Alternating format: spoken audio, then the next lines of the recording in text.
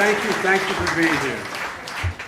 My Lord, you live in the most beautiful part of the country. Whoa. I'd like to come here and not run it.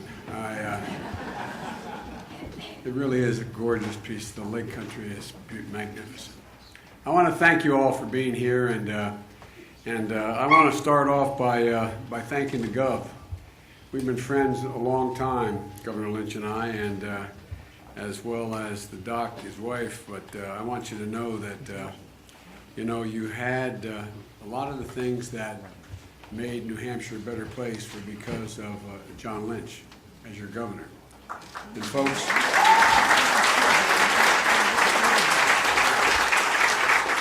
and John's heard me say before, I can't tell you, John, how much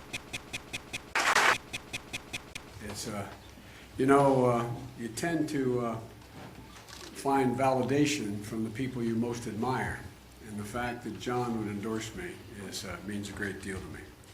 And I want to thank John Burns, our organizer. John is, it takes a lot of courage for someone who has a stutters or a stammer to stand up before a large group of people. And it takes enormous courage to do it at a time when we have folks in the media, not in the media, in the White House, that think it's okay to make fun of people. So I want to thank you, John. And it takes, like I said, a lot of courage. You've done a great job. And Senator Hosmer, I want to thank you. I think that being a mayor is a real deal. God love you. When you're mayor, they know where you live, And do you guys do zonings and things like that? If I never see a zoning hearing again in my life, I will die a happy man. You want to talk about love and war and peace? Whoa. I tell you what, when I used to be a county commissioner and we did zonings, the reason I ran for the Senate at age 29, it was too hard being a local. But thank you. Thank you very, very much. And Beth, I'm honored to have you introduce me today. Your story, Beth's story, is the story of millions of women all across the country and, quite frankly, around the world. And I admire the incredible courage it takes for you to stand up, because all of you have gone through something difficult in your life, whatever it is. When you talk about it in any detail, you relive it. You relive it at that moment, no matter how much time has passed. And so I want to thank you for your courage. I'm presumptuous of me to say it, but I'm so proud of you, so proud of and you give women and some men who've been abused as well, you give them hope. You give them reason to believe they can, in fact, overcome what's happened to them. As I said, it reminds us how much more work we have to do.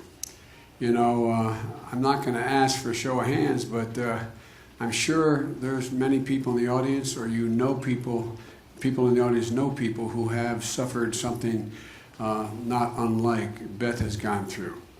And the courage it takes.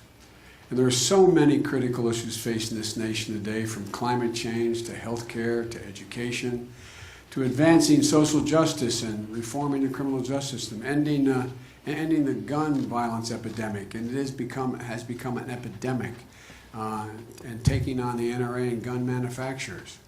And, but I want to begin by saying a little bit more about the proudest moment of my career. We're approaching the 25th anniversary next Friday of the passage of the Violence Against Women Act. And as my daughter, who's a social worker, would say, I wrote that with my own hand. It was something that I was passionate about. And my passion, a lot of folks, particularly my colleagues in the press, thought maybe because of my mother had been abused, or a sister, or my deceased wife, or someone that I loved. But it wasn't that, it was my father. My father used to say that the greatest sin, and I mean this sincerely, the greatest sin one can commit is the abuse of power, whether it's political, economic, or physical. And he'd say the cardinal sin, and I mean this from the bottom of my heart, the cardinal sin was for a man to raise his hand to a woman or a child. That was the cardinal sin. My dad taught us that if you see something, you have to speak up. You have to get involved. That your silence becomes complicity. You have to speak out. You have to intervene if you can. And so when I started writing the Violence Against Women Act, it didn't get an awful lot of support because there were other things on the agenda that took precedence from legitimate things, choice, and the whole issue relating to gender equality overall. But you know, I don't know how anyone can have equality if they can't be safe. I don't know how anyone can feel like they're being treated equal if they continue to be demonized for contributing to whatever happened to them. We have, do any of you know what the phrase rule of thumb comes from, the derivation of it? Some of you do. Rule of thumb comes from the English common law in the late 1300s, when women were viewed as chattels, nothing more than the farm animals or the horses or whatever. And a man had a right to, quote, chastise his woman, his property. But so many women were dying wives were dying from being beaten by their husbands that the English, those of you lawyers, the English Court of Common Law in the late 1300s came up with a rule. It said that you cannot chastise your wife with a rod bigger than the circumference of your thumb. Think of what that says about our culture.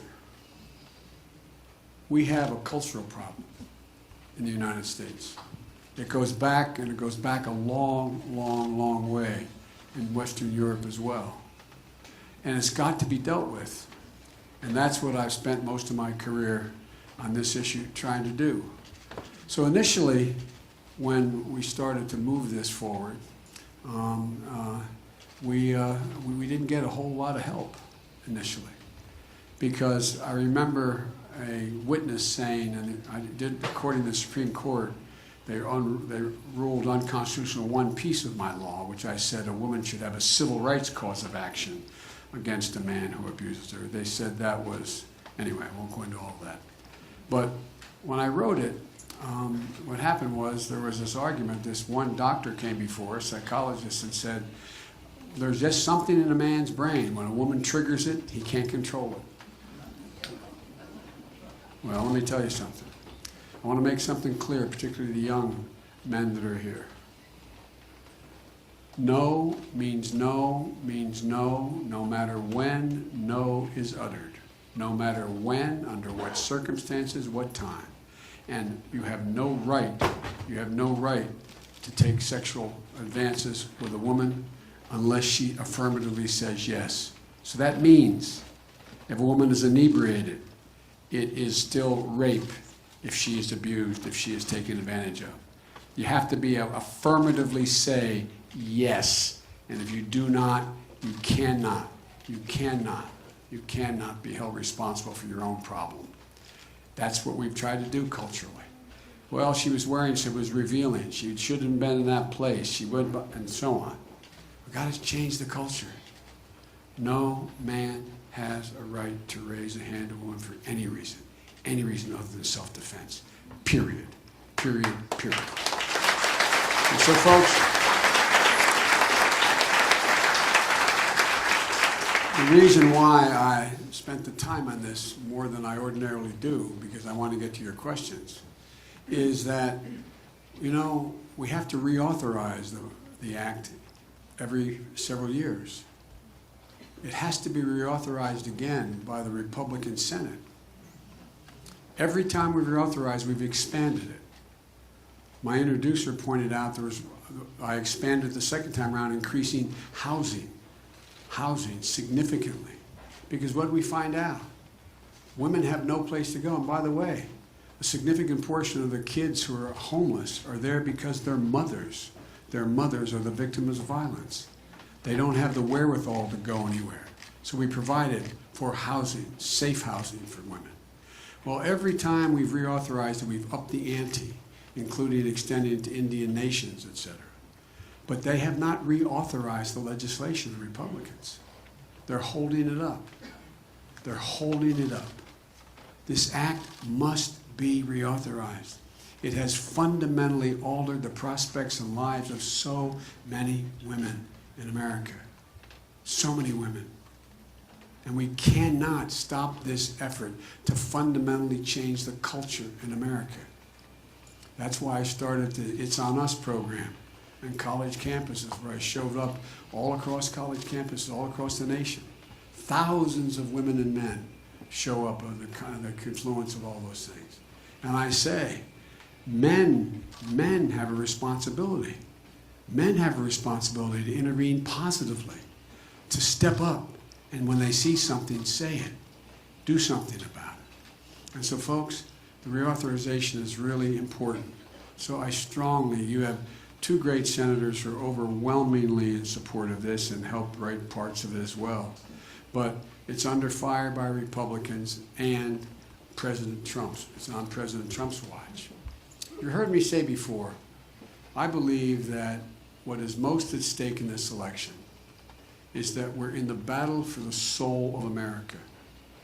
And I know, you know in your gut, this election is different than any election, no matter how young or old you are, you've ever participated in. And the words of presidents matter. They matter no matter who they are. The world listens.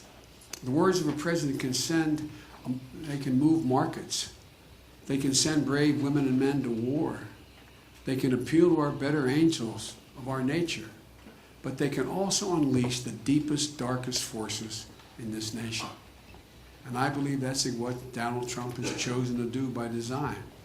His misogynistic behavior is justified by his justification as a president of being able to grab any woman anywhere he wants, or demeaning women the way he describes them when he talks about them. He does it in demeaning terms.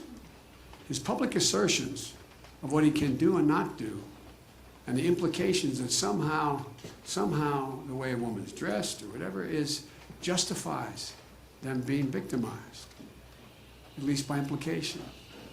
Let me be absolutely clear. It has to change. It has to change. You know, what happened was when I got involved as a kid in a state that has the 8th largest black population in the country. And I got involved as a kid in the civil rights movement. No great shake. I wasn't marching with Martin Luther King. I didn't go to Selma. In retrospect, I was in college. I should have gone. But I got involved in trying to provide for greater access to everything for my community. But I never ever thought that I'd see what I saw in Charlotte. You know, I came home from law school, and my state was one of the states, my city was one of the cities burned down when Dr. King was assassinated. My city, Wilmington, Delaware, was the only city in America occupied by the military since the Civil War for 9 months, with drawn bayonets in every corner, because a significant portion had been burned to the ground. Only two political heroes were Dr. King and Bobby Kennedy, both of whom had been killed my senior year when I was graduating. I came home and I had a great job with what we used to call White Shoe Law Firm, one of the oldest law firms in the state. But after 6 months of seeing what happened, I thought, I can't do this, and I left and became a public defender. At that time, it was only part-time public defender. They didn't have full-time defenders. And I used to have to interview clients that in fact were being prosecuted because of what happened in the riots. I used to interview them down at the train station, the Amtrak station. Some of you have been on a train from the Washington or up to Boston area, where you go through the city of Wilmington on that platform. And I wondered whether we would ever get back to a place where we actually were able to get along, black and white. I was really so depressed about what was happening. And then, almost 40 years of the day, when I stood on that platform interviewing people, I was standing on a platform with my two sons. My other Bo was alive at the time, and my daughter, who's a social worker, and looking out over what we call the 3rd Street Bridge, which is totally African-American community, and the East Side, which is totally African-American, that had been burned to the ground, most of it. And I all of a sudden it hit me. And I called my kids to the end of the platform while we were away. I said, you know, we're standing here almost 40 years of the day with thousands of people down along the tracks, waiting for a black man to come and pick me up, taking the Amtrak train for 28 miles, I think it is, from Philadelphia to Wilmington, to take me another 149 miles for he and I to get sworn in as President and Vice President of the United States. And I looked at my kids. My son was the Attorney General at the time. I said, things can change. Don't ever give up hope that things could change. And I thought they had changed. But I underestimated how deep the prejudice is in some sectors of society and how it can be unleashed. I doubt whether any of you ever thought you'd see what happened in Charlottesville in 2017. People literally coming out of the fields carrying torches, contorted faces, the veins popping, chanting the same exact anti-Semitic bile that was chanted in the streets of Nuremberg and throughout Germany in the 30s, carrying Nazi banners, accompanied by the Ku Klux Klan and white supremacists. Young woman killed who was opposing the hate. And what happened? The president was asked to comment on it. What did he say? He said something no president ever said, with the possible exception of Andrew Jackson before the Civil War. He said there were very fine people on both sides.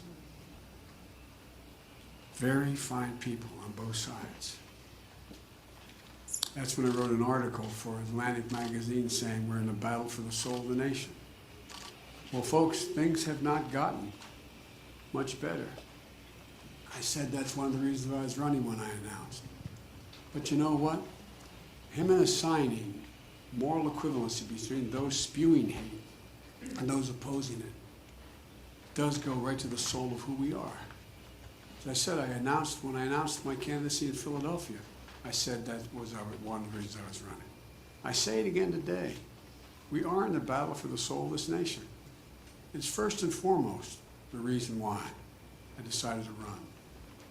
And we all saw the direct line from Trump's language about immigrant invasion in 2018, the off-year election, to try to scare people.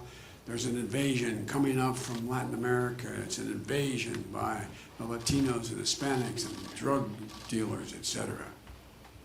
Well, it's not that language, you know. What presidents say matter. People listen. Silence is complicity. And in fact, if we don't say something, it unleashes the darker sides of humanity.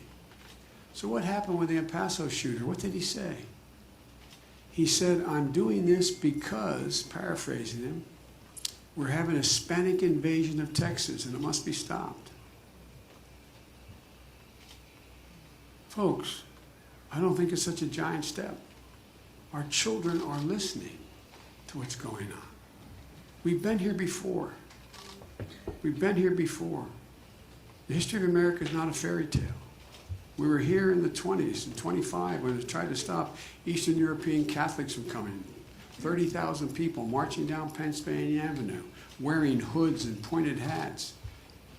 Over 30 people in the United States Congress, avowed members of the Ku Klux Klan. I think it was 5, 6, 7 in the Senate and so on. And we learned then what we learned before as well. It has to be responded to by the nation as a whole. It was responded to by Democrat and Republican presidents saying it's wrong. Responded to by the press speaking it out and calling it out for what it was, white supremacy. It was across the board. Civic organizations, churches of all backgrounds called it out. And we put it back under the rock. We no longer legitimized what was happening. Well, folks, you know, now that the president is feeling pressure on the economy, he's becoming, and we're teetering on a recession, he's becoming more erratic. He inherited a pretty good economy from Barack Obama, just like he inherited everything in his life. And now he's in the process of squandering it, just like he squandered everything else he's inherited. I believe he's going to double down on his worst instincts, to attack immigrants, to inflame racial divisions, to tear this nation apart as and if the economy continues to move toward recession. And this campaign just can't be about beating Donald Trump. It has to be a movement grounded in American values and ideals that define this nation best. We have to be the America that, once again, values honesty, values decency, treating everyone with dignity and respect, giving everyone a fair shot, leaving nobody behind. You know, we've been here before, as I said. You know, the dark underbelly of America has shown up in other times. But the truth is, it's time to remember who in God's name we are as a country. Who, in fact, we are and what we stand for.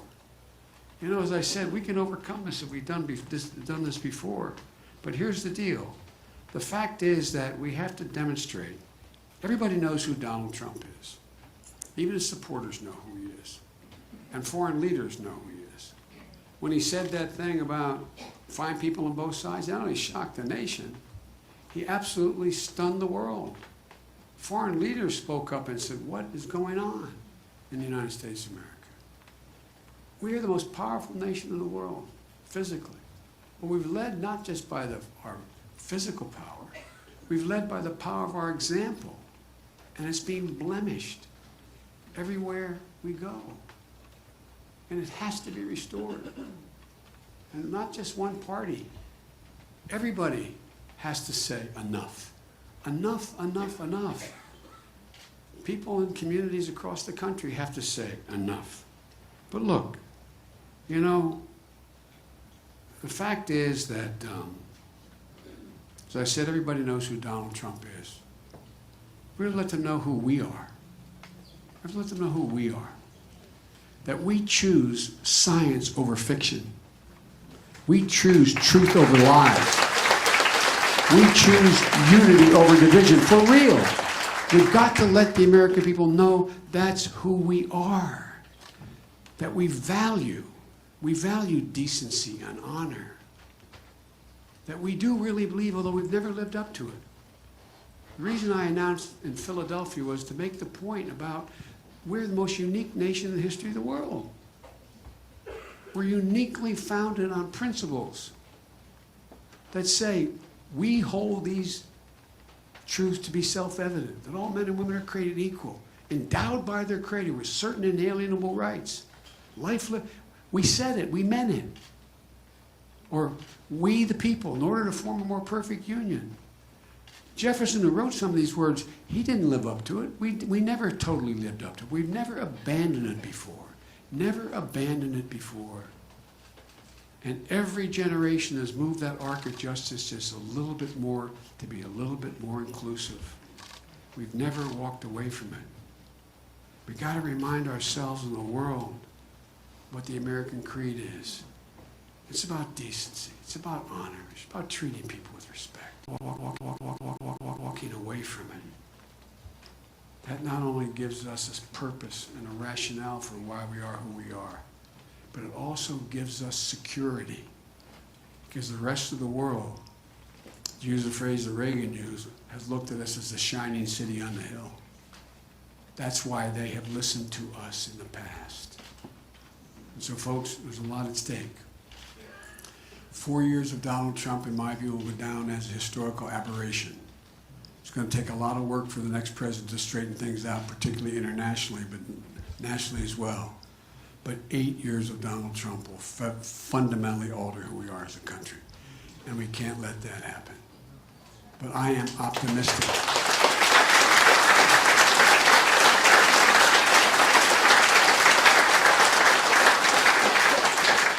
We're Democrats, we're Republicans, we're Independents. We've got to remember who we are. This is the United States of America. We have never, ever, ever, ever, ever set a goal we've not been able to accomplish. Never. And it's about time we pick our heads up. I got elected, I said, when I was 29 years old, not old enough to be sworn in as a United States Senator. And they characterized me as a young idealist, and I'm more optimistic about America's chances to lead the world today than I ever have been. We have the strongest economy in the history of the world. We're in a situation where we have more great research universities in America than all the rest of the world combined. Every single life-changing alternative has come out of those universities. You own them. We're in a situation where American workers are 3 times as productive as workers are in Asia I could go on and on about our attributes. So let's remember who in God's name we are. Get up. We got to get up and move. I'm running for two reasons. One, to change this administration, but two, because I am so optimistic about America's chances to lead the world for real. Think about it. All of you have been in a situation where you had to learn in grade school or hear it about, Kennedy's speech about going to the moon. I remember one phrase, and all my friends are tired of hearing me saying it over the last 40 years. He used a phrase that said to answer the unasked question of why we're doing this. He said, because we refuse to postpone. I refuse to postpone any longer the incredible opportunities we have to change this world and change this nation. So let's get the devil up and take it back now.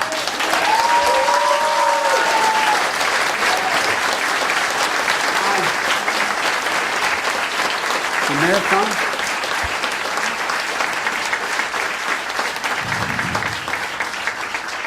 The senator's going to moderate this, and so I'm going to do whatever he tells me. All right. Let me see if you raise your hand. Marcia, you have a question? Let me get you I'll get you that microphone. Oh, there's one there? Okay. Watch coming to Laconia. Recently, it's been reported that there have been 11 deaths due to domestic violence here in New Hampshire. So, expand upon your solutions for dealing with that kind of a crisis. Three things. One, the fact of the matter is we need these shelters to be kept open, and we need more advocates than we've had, and we need to provide alternatives. One of the reasons women don't, men will say early on when we started doing this, why don't they just leave? There was no place to leave to. No place to leave to. So that's number one. Number two, we all have to speak up, and we have to make it clear that this is a critical issue facing women today, and some men today who are victims of abuse because they are gay and abused by other men. The fact of the matter is that we're in a situation where we can in fact have tried to call, this is something that has to be constantly talked about, constantly made an issue. And that is that when I did the Violence Against Women Act, violence dropped for women by 60% over I think that was the number, 63%, something like that, over the period of time when the president allowed me to bring the Violence Against Women office inside the vice president so I could decide who was going to, be the chief prosecutor, et cetera, because it was inside to elevate the issue. And one of the things I found out was that we went back and the Bureau of Justice Statistics talks about how many women abused, et cetera. Everything improved except one area. Women between the ages of 15 and 25. Violence actually did not decrease at all. Did not decrease at all. That's where the president allowed me to start this It's On Us movement. I held a virtual town meeting. They told me there were thousands of people on the call from high school and college age people all across the country. And I said, go to this particular website and tell me what you think we should do. And I thought they'd talk about better lighting on campus, more police, et cetera. They came back and said, what you should do is you got to get men involved. I felt embarrassed. I hadn't thought about it. And that's when we started It's On Us movement. So I go around to universities, and we set up organizations in almost every university in the country now that says, if you see it, you take a pledge that I will do something about it. I will call attention to it. I will, in fact, raise the issue on campus. I will, in fact, and go on and on and on. But we have to keep raising it because no one wants to talk about it. It's that dirty little secret no one wants to talk about. No one wants to acknowledge if you know the woman you're working with is being abused by her husband, comes in with a black eye, and the third time she tells you, I ran into a door jamb. And you know it's not true. You know it's not true. We got to speak up. So part of it is the community has to rise up and say, we, in fact, will not stand for it. Police agencies have, in fact, changed. Most of them have domestic violence units part of what they do. And training police officers and the courts as to what should be done when this occurs. And I assume that's still happening in your state, but I can't swear that it is. And so we have to, in fact, make this a public issue. And the best way to uncover it and deal with it is to talk about it, raise it, write letters to the editor, make it clear, tell your sons and your daughters what their responsibilities are, what in fact is considered to be normal and appropriate behavior. We've got to continually talk about it. I'll conclude by saying the one thing I learned, and it just, you'd think I would have known it already. You know, there is never a time when abuse ever finally goes away. Ralph Waldo Emerson once said, society is like a wave. The wave moves on, but the particles remain the same. God made and had not made a new brand or woman in a millennia. And so what we have to do is constantly, as it rises, keep talking about it. Keep making it clear it's totally inappropriate behavior, no matter what it is, including white supremacy, including what we have to do about, I think this idea, this gun epidemic is bizarre, what's going on in America. And I come from a gun-owning state. I believe there is a Second Amendment. The Second Amendment doesn't say you can own any weapon you want. It doesn't, because, you know, I know some of my more extreme friends on the Second Amendment say the tree of liberty is watered with the blood of patriots, meaning you got to have enough ammo to take on the government. No, I mean, that's the background rationale. Well, guess what? That was never the case. If that's the case, you should be able, if you have the money, go out and buy an F-15.